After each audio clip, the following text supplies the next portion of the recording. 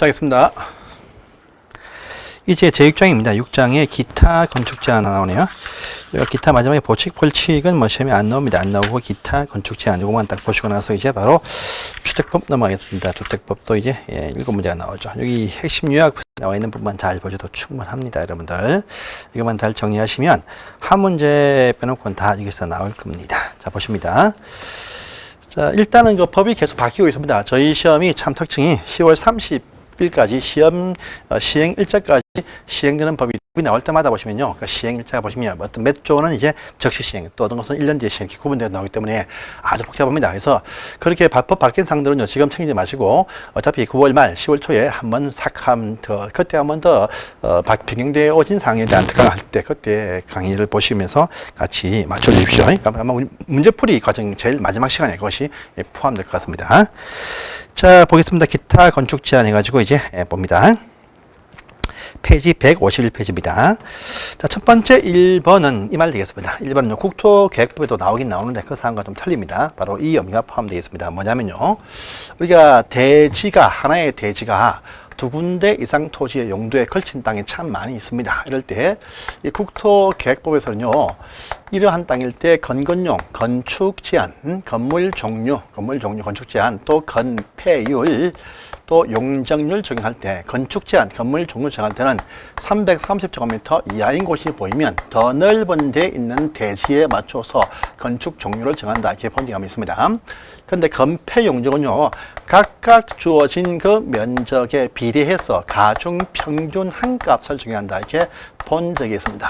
이 말은요, 이 국토계획법에 있는 건축 제한과 건폐율과 용적률을 적용할 때 이렇게 판단합니다. 그런데 이 건축법이란 우리 이 법을 적용할 때, 건축법 제한, 건축 규정 적용할 때는 어떻게 할 것이냐, 이것이 나옵니다. 이때는요, 뭐 건축법에 있는 많은 어떤 건축 규제, 이것을 적용할 때에는요, 보시면 과반이 속하고 있는 이쪽 대지에 따른다. 이렇게 되어 있습니다. 반 이상이 딱 걸치는 이쪽 편에 있는 것이 전체 다 들어온다. 이 말 되겠습니다. 건축법 제한과 이 법과 두 개의 차이점을 또 알고 보십시오. 자, 또 보시면 이 대지가 또 걸쳐 있는데 녹지라는 곳에 딱 걸친다라고 할 때는요, 기타 어떤 용도가 있겠다 할 때 건축법 적용은 녹지일 때는 이것도 이 법에 있는 거에 마찬가지로 각각 분리해서 따로 적용한다. 이렇게 나옵니다. 그리고 또 이 대지가 보니까요, 이게 미관지구란 곳에 걸치고 있다랍니다. 미관지구. 일단요, 그 건물이 안 걸치면 여기 미관지구, 여기는 아닙니다. 근데 걸치는 건물이 딱 나왔다 할 때 걸치는 건물 전부뿐 아니고 이 나머지 대지 전체가 다 미관 지구에 따른다. 또 있습니다. 있고요. 그 다음에 또 방화지구란 곳에 걸치고 있는 대지가 있습니다. 있어요. 방화지구이다? 아니다. 차이 납니다. 하지만 이 경우도 건물이 방화지구 하는 곳에 딱 걸쳐버립니다. 그러면 걸치는 건물 전부 방화지구 규정에 따른다랍니다. 그런데 나머지 대지 부분은요, 방화지구에 따르지 아니합니다. 자, 또 걸치는 건물도 방화지구와 아닌 곳의 경계선 따라서 요 사이를 방화, 벽 등으로 구획을 나뉘어주면 나머지 건물 부분 방화지구 받지 않는다. 이렇게 한 것이 첫 번째 칸에 나와 있는 사항들입니다. 해서 보시고요. 자, 두 번째 대지의 분할 제한 면적. 저번 시간에 했습니다. 이렇게 나왔는데요. 60, 150, 260 미달되는 토지 분할 금지 반드시 이것이 중요한 사항입니다. 해서 보시길 바랍니다. 자, 세 번째 보니까 특별 가로고요. 다음 페이지는 특별 건축구역이 나왔습니다. 특별하게 이제 특별한 건축물을 위해서 혜택을 받는 장소에서 지금부터는요, 건축법을 적용하는 것이 아니고 배제 또는 통합 완화, 혜택을 주는, 특혜 주는 특별한 어떤 건물 짓는 땅 등이 있다랍니다. 그래서 특별제가 붙는 곳은요, 특혜를 주기 위해서 이 말을 딱 붙입니다. 먼저 앞에 보면 특별 가로구역이죠. 특별 가로구역이 나왔어요. 가로구역.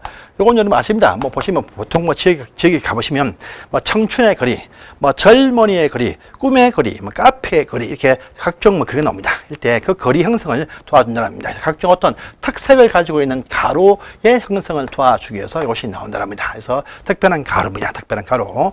젊음의 거리, 카페의 거리, 청춘 거리, 무슨 낭만의 거리, 나옵니다. 이런 것입니다. 이것을 나온답니다. 그래서 이건요, 도시 지역 내에서만 건물이 많을 때, 요 지역에서만 나오는데, 도시 안에서도 보시면요, 원래 이것이 미관지구란 특정 용도 지구에서만 나온다. 이렇게 되어져 있던 것이 더 추가되었습니다. 앞으로 지금 용도 지구가 이제 또 바뀌었어요. 내년 4월부터 다 통폐합되거든요. 그래서 뭐 경간지구, 미간지구 통폐합됩니다. 근데 어쨌든 미간지구나 또 경간지구가 추가되었어요. 그 다음에 지구 단위 계획구역, 요 안에서 경관보호가 필요한 장소다. 이렇게 해서 요 세 가지 지역입니다. 세 가지. 미간지구, 경간지구, 지구 단위 계획구역입니다. 그래서 지금 책에는요, 미간지구만 딱 나와 있죠. 근데 미간지구인데 또 올해 4월달에 바뀌어가지고 경관지구와 지구 단위 계획구역도 추가되었다 해서 지금은요 세 가지 용도 지구 등이 나옵니다. 미간지구, 경관지구, 지구 단위 계획구역입니다. 추가되어서 이번에 또 요 안에서 요 지역 안에 있는 도로, 가로니까 도로 인근 장소에 이런 특별한 가로를 만든다 이렇게 되어 있습니다. 그래서 요 안에서의 도로, 요것이 또 무엇이냐? 이렇게 또 시험에 딱 나옵니다. 도로가 무엇이냐가 나와요. 이것이 또 중요합니다. 이런 지역 안에서도 그래서 미간지구만 되겠지만 4월달에 바뀐 것이 경간지구, 지구 단위 계획구역도 추가되었습니다. 그래서 보니까 첫 번째 두 문제 한번 따볼게요. 저기 건리보문조례입니다. 건리보문조례라고 부릅니다. 그래서 건축선 후퇴해서 발생한 도로, 인근 장소, 리모델링 활성화 필요한 지역 안에 있는 도로, 보행자 전용 도로, 문화지구 안에 있는 도로, 그 지방 조례에서 정하는 도로 인근 장소에 정할 수 있다. 해서 건리보문조례 기억을 하십시오. 해서 한 장을 또 넘어가시고요. 자, 다음 페이지에 4번에 특별 건축구역 나뉘어. 특별 건축구역. 이건 또 뭐냐? 합니다. 특별 가로 말고 이제 특별한 건축물을 짓는다. 특별한 건축물 자체의 탄생을 위해서 혜택을 주겠다. 아주 거대한 건물, 아주 멋진 건물입니다. 해서 서울 가시면 잠실, 롯데 월드가 포함됩니다. 특별한 어떤 건축물 자체의 탄생을 위해서 혜택을 듬뿍 줘야 됩니다. 해서 특별한 건축물 짓는 구역 이 말 되겠습니다. 특별 가로구역, 요 장소는요, 보시면 국토교통부 장관도 정할 수 있고, 그 지역의 허가권자가 정할 수 있다. 이렇게 되어 있습니다. 되어 있는데, 이건 좀 더 위로 올립니다. 그래서 요 장소는요, 국토교통부 장관도 정할 수 있다. 물론 나옵니다. 나오지만요, 허가권자가 안 됩니다. 시, 도지사급들만 이것을 정할 수 있어요. 그래서 특별 건축은 국토장관, 시도에서 이것을 정할 수 있다고 합니다. 그런데 이 대상 지역이 있습니다. 이런 건물을 지을 수 있는 지역이 아주 많습니다. 아주 많은데 이건 열 수 없고 열 필요 전혀 없습니다. 이런 지역이 이런 건물을 지을 수 없는 반대로 금지하는 금지 대상 지역이 있다랍니다. 그래서 그것이 어디냐? 그러니까 또 두 문자 또 나옵니다. 자, 두 문자를 여러분들 암기 안 하시면 맞추기 좀 힘듭니다. 두 문자는 따세요. 그거 제가 뭐 고민해서 준비한 거니까 따십시오. 그래서 어디냐면 저기 계자첩보입니다. 계자첩보라 부릅니다. 계자첩보. 해서 계자첩보 지역은 안 됩니다. 개발 제한구역, 그린벨트 말합니다. 자연공원구역 말합니다. 도로 옆에 건축 금지하는 접도구역을 말합니다. 또 준보전 말고 보전산지라고 정해져 있는 요 네 가지 지역 안에는 정할 수가 없다. 피해야 된다. 겁니다. 자, 특별한 건축물을 지으려면 특별한 특혜를 주어야 특별한 건물이 나올 수 있습니다. 특혜 속에는요, 무엇을 강화한다. 이런 말 나오면 안 됩니다. 특혜란 것은 특혜를 준다. 특례 주는데 무엇을 완화해 준다. 또 어떤 법조항은요, 처음부터 원천 적용하지 않겠다. 배제해 준다. 또 요 내에 건물이 많은데 건물별로 구분하지 말고 전체를 통합해서 설계하게 해준다. 통합 적용이 딱 나옵니다. 그래서 완화, 배제, 통합입니다. 완화사항 아주 많습니다. 아주 많아요. 알 필요 없어요. 자, 배제 조항이 중요합니다. 또 이것이 또 이번에 신설되어서 하나 또 다 끼었습니다. 작년에 보신 분들 하나 더 추가되고 지금 책에도 안 들어가 있습니다. 뭐냐면 용적률이 포함되었어요. 그래서 두 문자 또 따봅니다. 자, 그 배제하는 조건이 뭐냐? 배제하는 조건이 뭐냐? 조건이 뭐냐 하니까 조건이 용공주입니다. 저번까지는요, 조건이 공주만 있었어요. 지금은요, 용이 추가되었습니다. 지금은요, 조경 설치 조항 처음부터 적용 안 합니다. 건폐율 처음부터 적용 안 합니다. 건물 높이 제한 처음부터 적용 안 합니다. 또 대지 안에 띄운다 공지 조항 처음부터 적용 안 합니다. 또 주택이 나올 때 주택 건설 기준 가운데 일부 적용하지 않는다. 이렇게 하시고요. 용적률이 없어서 그런데 이것이 포함되었습니다. 지금 용적률도 포함시켜서 적용을 하지 않습니다. 지금은요, 그러니까 건폐율, 용률 높이가 없으니까 요 세 개 없으니까 이제 뭐 건축 기술만 좋으면 바벨탑도 올라갈 수 있습니다. 마치 용적률도 빼버렸습니다. 조건이 용공주, 요 조항들 원천 적용하지 않습니다. 그래서 조경 설치할 필요 없다. 건폐율 100% 다 채우세요. 높이 제한 없다. 용적 규모 제한도 없다. 대전의 공지 조항 요것도 적용하지 않는다. 주택 건설 기준 적용하지 않는다 합니다. 자, 또 잠실 가시면 롯데월드 가시면 롯데월드 본 건물들 또 주변에 3개 건물 더 붙어가지고 4동이 올라갑니다. 근데 건물별로 하지 말고 뭔가 통합해서 설계하게 해준다. 뭐냐? 부미주입니다. 부미주 통합 중요합니다. 부설 주차장 같이 쓰면 됩니다. 그 다음에 미술 작품 한 개로 이용할 수 있습니다. 그 다음에 부미공이네. 부미공. 공은 뭐냐? 공원 설치를 같이 하면 된다 해서 공원. 부미공원 통합이고 조건이 용공기는 정하지 않는다 해서 이것들을 외워주시기 바랍니다. 특별 건축이었습니다. 그 다음에 건축의 협정과 결건축. 저번 시험에 건축협정 나왔습니다. 건축협정. 건축협정입니다. 이 건축협정은요, 건축협정은 마음대로 할 수 있는 것은 아닙니다. 건축의 협정, 건축을 위해서 이 땅 주인들, 건물 주인들 협정을 맺는다. 협정 맺습니다. 협정인데, 이건 특별한 지역에서만 협정 체결이 가능합니다. 또 체결한 것을 인가를 받게 되어 있습니다. 인가. 그래서 시군구청장 나한테 인가를 딱 받습니다. 인가 받으면 그렇게 하겠습니다. 우리 혼자만 딱 있다. 그 땅이 참 많은데, 보는데, 지금 보시면, 요 땅 딱 보시면 맹지입니다. 맹지. 건축을 하지 못해요. 하지만요, 요 땅 주인들이 다 같이 합의해서 우리가 분리하지 말고 요 전체를 한 개 땅처럼 이용해서 건물을 지어보자. 지어서 그 이용 방법을 서로 나누자. 이렇게 할 수가 있다. 필지는 그 하필하지 않고 어떤 이용 방법을 같이 해보자. 이 말 되겠죠. 그래서 안 되는 것을 하게 해줍니다. 그럼 전체가 다 동의해야 돼요. 그래서 요 협정 체결은요, 특별한 지역에서만 가능하다. 붙어봅니다. 요 지역 아니면 안 됩니다. 그래서 어디냐면 지, 주, 존, 또 조례. 근데 하나 더 추가되어서요. 제가 또 추가되어서요. 지주, 주, 존, 제 조례입니다. 지주, 주, 존, 제 조례 해서 이것이 또 하나 이번에 또 4월 달에 또 추가되었어요. 참 복잡하죠. 이것이 바로 공법입니다. 공법. 그래서 한번 딱 보시고 끝이다 하지만 큰일 납니다. 그래서 공법은요.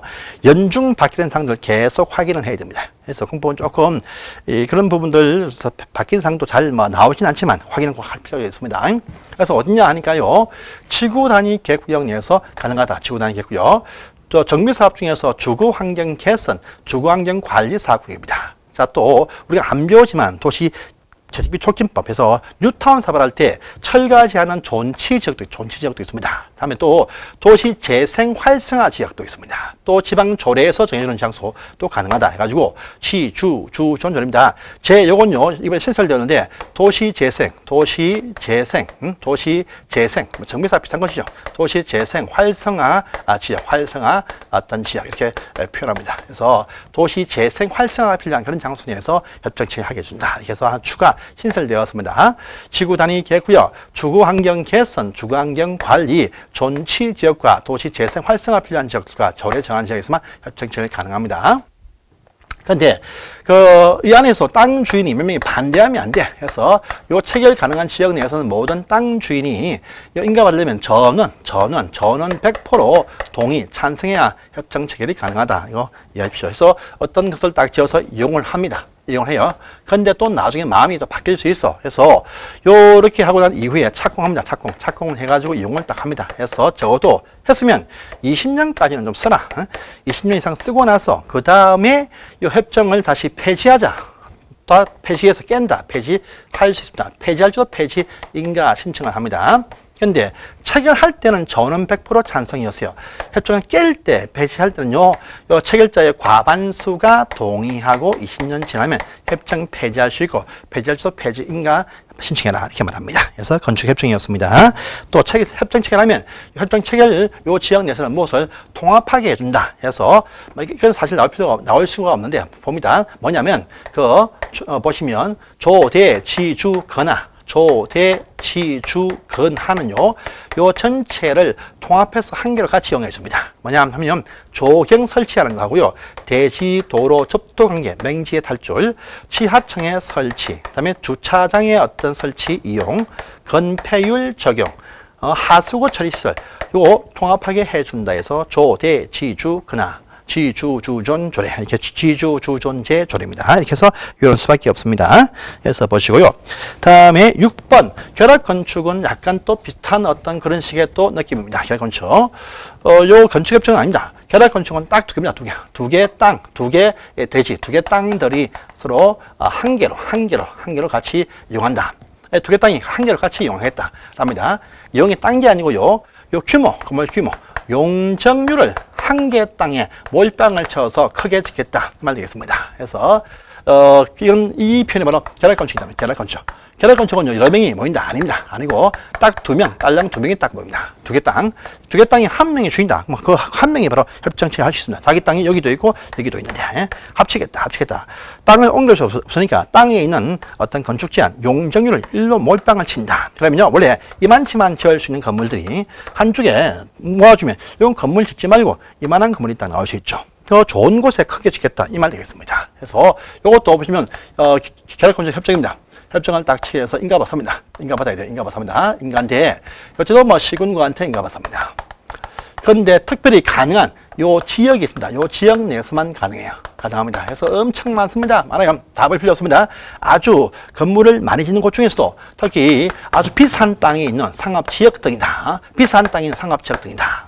또 요 안에서 100m 안에 있어야 결합 가능하다. 합니다. 무엇을요? 용적률을 한쪽에 몰빵을 쳐서 결합을 시켜준다라는 의미가 포함되어 있습니다. 그래서 어떤 장소가 있습니다. 상권이 좀 안 좋아. 상업적인데 이 상권이 아주 좋습니다. 상권이 그냥 장사가 잘 됩니다. 근데 자기 땅이 여기도 있고 여기도 있습니다. 또 자기 땅 친구 땅이 여기 있습니다. 이럴 때 다른 건물 지어봐야 이거 뭐 임대가 안 됩니다. 그러면요 요 거리가 100m 안에 있으면 요쪽에 있는 건물 용적률을 요쪽으로 모아주면 여기서 큰 건물 지어서 임대 수익이나 기타 영업 수익에서 이 땅 주인은 3분의 2, 난 3분의 1 이렇게 서로 나눌 수 있습니다. 그리고 딱 체결했죠. 체결했으면 이걸 일정 시간 동안에 유지합니다. 유지해야 돼요. 해야 된다. 이것이 결합건축은요 30년 이상 유지합니다. 건축협정은 20년, 이건 30년 됩니다. 그리고 이제 협정을 뒤에 폐지합니다. 깨겠다 합니다.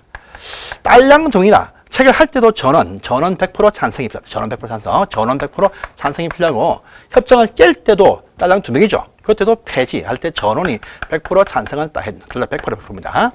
이때 폐지는 아까 결합건축은 폐지 인가 신청한다 했습니다. 그런데 건축 협정은 폐지 인가 신청입니다. 결합건축은요 폐지할 때는 폐지 신고만 하시면 됩니다. 이렇게 하는 분이 있습니다. 그래서 용적률을 한쪽에 모아서 한쪽에서 이용하겠다는 의미가 포함되겠죠. 이렇게 하면 참 좋을 수가 있습니다. 그래서 적극적으로 이용하시기 바랍니다. 해서 보시고 다음은 7번이 근래에 나왔던 마지막 신설될 상이죠. 신설된 상입니다. 빈집 정리, 폐가 등의 어떤 빈집을 또 방치하지 않기 위해서입니다. 도시의 흉물이죠. 시골 가시면 참 많죠. 그런 폐가를 이제 방치하지 않습니다. 그래서 빈집이라고 합니다. 빈집. 빈집은요, 인지 아닌지 확인합니다. 확인해. 누가 신고해가지고 확인하겠죠? 확인돼. 이 빈집 확인은요, 시군구청장이 확인을 다 합니다. 확인해줘. 확인하면 일단은요, 바로 손을 못 댑니다. 확인 딱 되어진 날부터 1년, 이 지나도 계속 쭉 계속 비어있다랍니다. 그러면 이제 이 경우에 해당 그 빈집의 소유자 등한테 통지합니다. 당신 철거하세요. 철거를 명령을 할 수가 있다라고 합니다. 그러면요, 요 명령을 하면 이 소유자는요, 명령 접수일로부터 60일 안에 해당 그 철거 등 명령을 이행해야 될 이행의 의무가 주어진다라고 합니다. 그런데 60일 되어도 이행하지 않고 있다라고 하면요, 시군구청장은 다시 한 번 더 7일 전까지 통지, 할 날 7일 전까지 통지를 딱 해가지고 직권 철거를 할 수가 있다. 이렇게 또 흘러갑니다. 그래서 바로 빈집 어떤 정리라는 어떤 파트입니다. 그래서 요 정도는 확인이 필요하십니다. 해서 넘어가시고, 자, 이제 마지막 건축법에 나오는 사항입니다. 바로 건물의 높이 제한. 이것도 여러분들이 아셔야 되겠죠? 보칙벌칙 하시면 안 나옵니다. 자, 이제 마지막에 건물의 높이에 관한 제한, 높이 제한이 있다라고 합니다. 높이 제한이 나옵니다, 이제. 그래서 보시면, 자, 마지막 상이죠. 건물의 높이에 관한 특별한 또 제한이 있다랍니다. 제한. 요건 첫 번째 보시면요, 가로구역 단위에서의 높이 제한이 등장합니다. 첫 번째. 자, 또 두 번째 가보시면요, 일조권 확보를 위한 높이 제한이 또 발생합니다. 근데 또 세 번째 또 있습니다. 1조편에 포함이 되어 있지만 실제는 1조 제한이 아닙니다. 뭐냐면 세 번째입니다. 공동주택만의 또 높이 제한이 또 하나 있습니다. 요건요, 사생활을 위한 높이 제한 되겠습니다. 봅니다. 첫 번째. 자, 도로 형성이 쭉 되어져 있다랍니다. 그러면 도로 사이에 일단에 가로구역이 탄생이 쫙쫙 되어집니다. 그러면요, 탄생되어지는 가로구역별로 해가지고 그 높이를 높이를 지정해서 공고합니다. 지정해서 공고해요. 요 공고는요, 해당 지역에 허가권자가 공고를 하게 되어져 있습니다. 있어요. 그러면 모든 건물들 그 높이를 넘을 수 없다. 이렇게 또 높이가 제한됩니다. 그런데 요 높이를 딱 정할 때 보시면요, 요 같은 높이라 할지라도 건물들 종류, 건축물별로 건물의 쓰임새 용도 별로 해서 그 높이를요, 차등을 두어서 다르게 지정도 할 수가 있다라고 합니다. 그래서 100m인데 아파트 100m, 오피스 100m, 근데 기타 학교 시설 20m 이렇게 차등을 두어 정할 수도 있습니다. 있고요.